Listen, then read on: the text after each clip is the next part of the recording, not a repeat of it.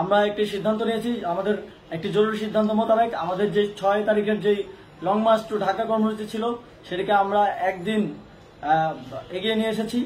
অর্থাৎ আগামীকাল 5ই অগস্ট সারা দেশের মুক্তিকামী জনতাকে ঢাকার উদ্দেশ্যে রওনা হওয়ার জন্য আমরা আহ্বান জানাচ্ছি।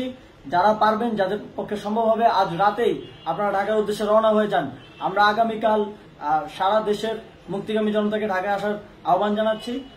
বিশেষ করে ঢাকার আশেপাশে যে জেলাগুলো আছে, আপনারা দায়িত্ব নিয়ে মসজিদের মাইকে ঘোষণা দিয়ে যাদেরকে পাবেন সবাইকে নিয়ে ঢাকার উদ্দেশ্যে রওনা হন। এই লড়াই আমাদের জন্য একটি চূড়ান্ত লড়াই।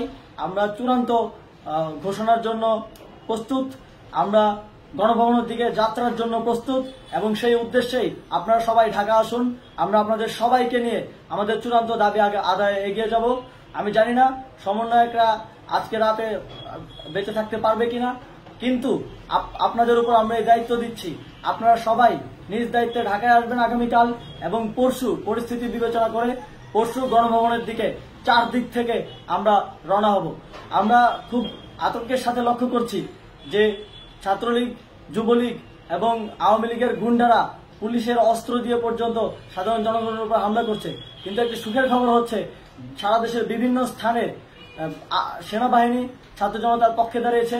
আবার কিছু কিছু জায়গায় যেমন মিরপুর ও মোহাম্মদপুরে সেনাবাহিনী ছাত্র জনতার বিপক্ষে দাঁড়িয়ে গুলি চালাচ্ছে।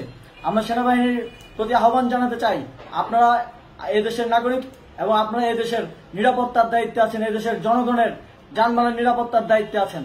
আপনারা দেশের পক্ষে এবং দেশের জনগণের জন্য কাজ করবেন। কোনো খুনি সরকারের জন্য, কোনো খুনি রাজনৈতিক দলের জন্য কাজ করবেন না। এটি এদেশের জনগণ আপনাদের থেকে প্রত্যাশা করে।